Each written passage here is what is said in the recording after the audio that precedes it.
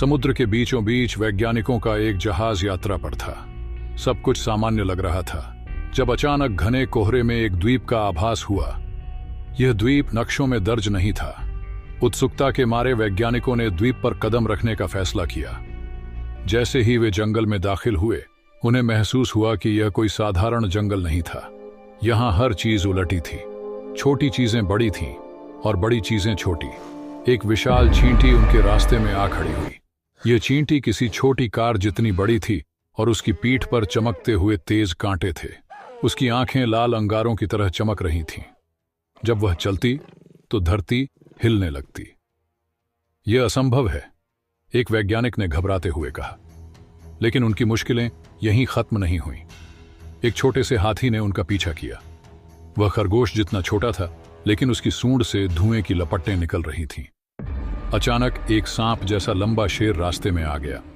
उसकी माने से जहरीली बूंदें टपक रही थीं। जंगल में खौफ और अराजकता छा गई। एक एक करके सभी वैज्ञानिक या तो मारे गए या गायब हो गए।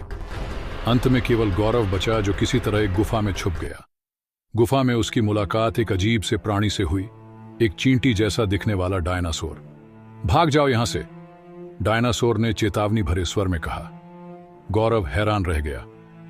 तुम बोल सकते हो? उसने कांपती आवाज में पूछा।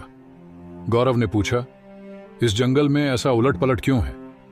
डायनासोर ने कहा, यह जंगल कभी ऐसा नहीं था। हजारों साल पहले एक विशाल पत्थर अंतरिक्ष से गिरा। उसके धुएं ने इस जंगल को बदल दिया। अब यह जंगल मौत का घर बन चुका है। तो इसे ठीक कैसे किया जा सकता है? गौरव ने हिम्मत जुटाते हुए पूछा। डायनासोर ने कहा, उत्तर दिशा में एक गुफा है जहां वेताल नाम का राक्षस रहता है। उसे इस जंगल का राज पता है, लेकिन वहां जाना मौत को बुलाने जैसा है। गौरव ने ठान लिया, मैं अपनी जान की परवाह नहीं करता। अगर यह जंगल फिर से सामान्य हो सकता है तो मैं कोशिश करूंगा। गौरव ने गुफा की ओर कदम बढ़ाए। हर तरफ खतरनाक जानवर उसकी जान के पीछे पड़े थे। विशाल चींटी ने रास्ता रोका, लेकिन छोटा हाथी उसकी मदद को आ गया। अपनी सूंड से आग उगलते हुए उसने चींटी को पीछे हटने पर मजबूर कर दिया।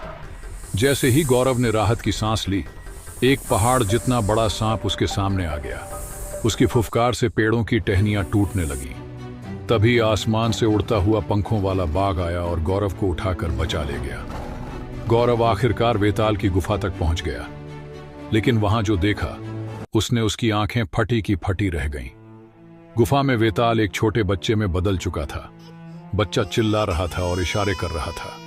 गौरव ने उसके इशारों को समझने की कोशिश की। इस झील तक जाओ, बच्चे ने कांपती आवाज में कहा। गौरव झील तक पहुंचा, जो चारों ओर से पहाड़ों से घिरी हुई थी। वहां अचानक जल देवता प्रकट हुए। मैं तुम्हारी प्रतीक्षा कर रहा था गौरव, उन्होंने कहा। आप जानते थे कि मैं यहां आऊंगा? गौरव ने आश्चर्य से पूछा। हां, यह झील ही इस जंगल को ठीक कर सकती है।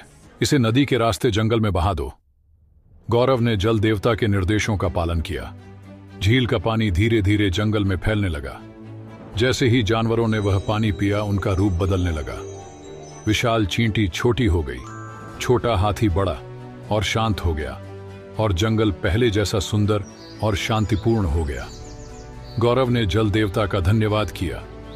जल देवता ने गौरव को सोने के पहाड़ का रास्ता दिखाते हुए कहा, यहां से जितना चाहो सोना ले जा सकते हो। लेकिन गौरव मायूस था। उसने कहा, मुझे धन दौलत नहीं चाहिए, मुझे मेरे साथी वापस चाहिए। गौरव की यह बात सुनकर जल देवता प्रसन्न हुए। उन्होंने कहा, तुम्हारे साथी जीवित हो जाएंगे, लेकिन उनकी याददाश्त मिटा दी जाएगी। केवल तुम्हें इस घटना की याद रहेगी। क्षण भर में ही गौरव के सभी साथी अपने घर लौट आए, लेकिन उन्हें इस घटना की कुछ भी याद नहीं था। गौरव अपने अनुभवों को दिल में संजोए मंद मंद मुस्कुरा रहा था। उसने सीखा कि साहस, निष्ठा और सही इरादों से हर समस्या का समाधान निकाला जा सकता है। अगर आपको हमारी कहानी पसंद आई है तो चैनल को सब्सक्राइब करना ना भूलें और लाइक और कमेंट जरूर कर दीजिएगा। मिलते हैं अगली रोचक कहानी में।